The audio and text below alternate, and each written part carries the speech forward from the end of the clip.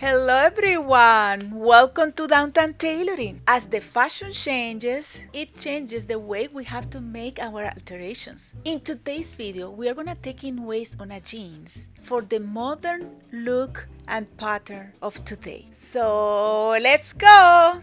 To explain you what happened with today's waist pants, I have to start talking about the 70s and the 80s. The waist on the jeans and pants at that time were high rise, or we could say normal regular rise, like you would wear your pants in your waist. But in the 90s, slowly but sure, the waist on the jeans started to lower. And by the 2000s, if you were wearing a fashion jeans, you couldn't even laugh too hard without showing a lot of your I remember sewing pants with a 1-inch zipper. I still have zippers like these ones as a remain of those times. But a compromise that was done for lowering the waist was to lower the waist mostly at the front and not too much at the back. Let me show you with the pattern so you can understand better what I'm saying. These are basic pants patterns and the waist is normal, like the waist sit in the right natural way. So what happened with the 2000 is that the low rise went very low at the front, but not really that low at the back. This was more or less how the patterns were done at that time. This cut was made to avoid a lot of problems, including the muffin top. But you know how is fashion? People started to wear or looking for high-rise pants again. And lately, I've been having a lot of this problem. As you can see, it has some wrinkles as well horizontal, so I have to put some horizontal pinning. And why is that? I'm thinking that when the waist returned to the original position at the front, patterns maker of today as well raised the waist at the back, but probably they didn't needed to do it. So now we have like an extra material that we don't know what to do with it. This is another example. Another customer, same problem. Taking waist, but the waist is doing that. I've been doing this job a long time. Sometimes even the waist is okay, but still I have to raise that part. So how can we do that taking waist? Let me show you. First of all, I'm gonna mark all my pins. I like to mark it inside and outside, although the insides mark are the most important. And when you mark your pins, you have to make sure to pull very well the material because you don't want to mark where the pins are not. So now all my pins are marked and I can remove all those pins and I'm going to start opening my pants. I'm going to start removing the back belt loop like so. And when I have my loop, I don't put it like anywhere. I pin it on my pair of jeans so I don't lose them. My next step, I find it that is so important. I'm gonna measure the pins I did in the waist. And I can see that I need to reduce that waist by 2 inches and 1/8. Now I can open the waistband. And you know how easy it is to open the chain stitch. You just need to break the chain and just pull it. That's it. And the same for the chain stitch of the Flatfell.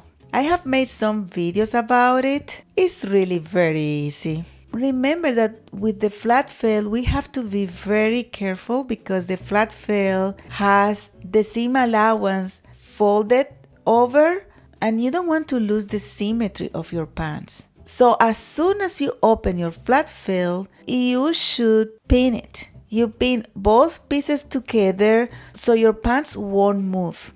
If it happens that they move, you can put them back, but it's a little tricky. Now I'm going to turn my pants inside out. And my next step is to balance the pins. How I do that? I take one pin and I'm going through the mark that I make in one side to the other side, and then because there is a difference, I'm gonna mark it in between the two, and that way I make sure that I'm not taking more or less than I need. Then I'm gonna take my ruler, and as you can see, even if the ruler is a little curved, I try to not make a super sharp curve. So when I'm measuring where my mark is, I'm only marking to take in about 3/4, that when you multiply by 2 is 1.5 inches. But I need to take in 2 inches and 1/8. I still need to take in 5/8 of the inch more. For that, I'm gonna make 2 darts. I'm gonna distribute these 5/8 of the inches among the 2 darts. So pretty much I'm making darts that are a little bit bigger than 1/8. And when I make the darts, I make sure to not make it a straight. I make a little curve to make them more anatomic. Now I'm gonna remove the thread at the back of my pants, and I always try to reserve that thread for one reason or another. And I'm going to stitch over the mark I did. But remember, we have 2 horizontal Flatfell that you wanted to match. So what I do, I place one pin above the Flatfell and another under, and then I place my pants on my machine and pay attention what I'm doing. I drop the needle first and then I drop the foot, and then I can sew. This way I make sure to catch all those materials that are so thick without moving it. And here you go, you see, it looks great, right? So now that I have this cut, I can make my stitch from top to bottom, and that's it. I'm pulling my pants to see if the bump is there, and I think it will be okay. Now I'm cutting a little bit of the seam allowance. I don't like it to cut all because I want to be able to let out a little bit in case I took in too much or if my customer gained weight in the future. And I'm gonna making back the Flatfell. Remember, I have videos about how to make the Flatfells. I'm gonna link it on the description box below. Now is the time to make the top stitch. This is the thread I have, so I'm trying to find a thread that is the same as this one, and this is tricky. I found one that is similar, but still I don't like it. So I think I'm just gonna reuse the thread that I currently have. If you wanna reuse the thread, give it a quick iron, and that helps the thread, but if you don't want to iron, it's okay too. So I'm top stitching my back the same way it was before, and spoiler alert, even the bobbin was full, the thread finished, and I couldn't have a continuous top stitch. There are gremlins that comes to the store and they mix and match the bobbins, and when you take a bobbin you think you have enough thread, but no, there are too many pieces. Now let's see what we have to do with that canister. So I'm gonna measure the pins I did that are for taking horizontally or vertically, and I'm gonna mark that from the seam down.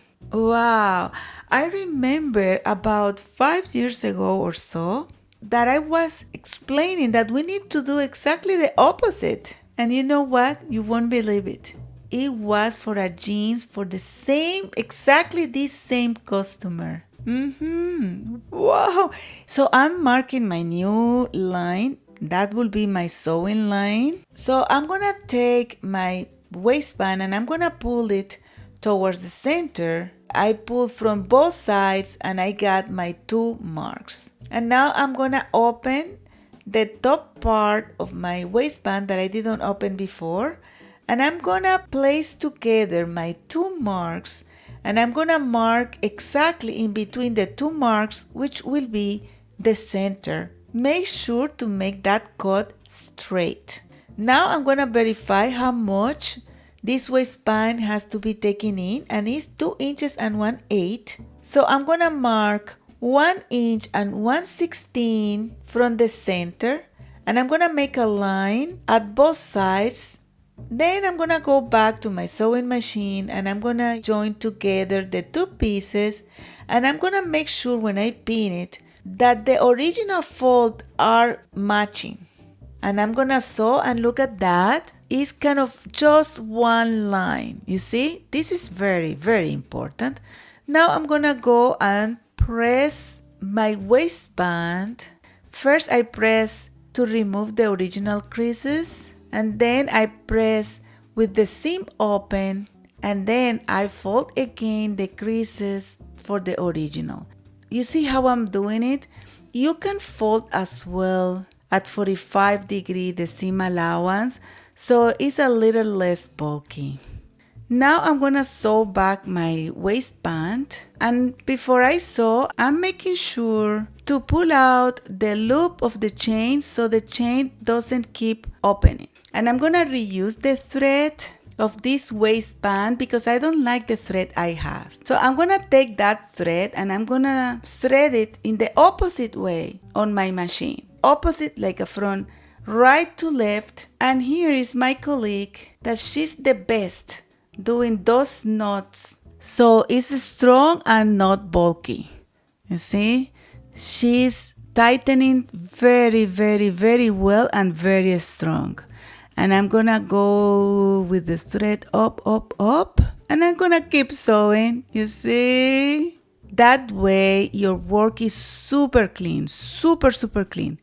And I try to go until underneath of the other loop, and it's like you haven't done anything to those bands. And I'm gonna do the same at the top part as well. Now I'm trying to copy my colleague, but I'm not as good as her. But it will be okay. So I'm gonna now do my second stitch, and this is done with the original thread. And now I just need to put back the belt loop.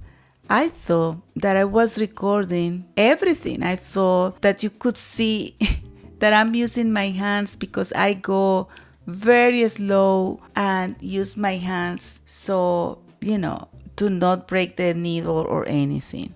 Now I finished my pants and I just give a quick press, not really pressing, but here you go, they're done. As you can see, you cannot see that much the darts, and that really helps with the fitting. And look at that, this is my customer. They look amazing on her. It's a huge difference from the beginning, huh? So, if you find this video useful or entertaining, please give us a like, give us a hype, and don't forget to subscribe, share, comment. Bye!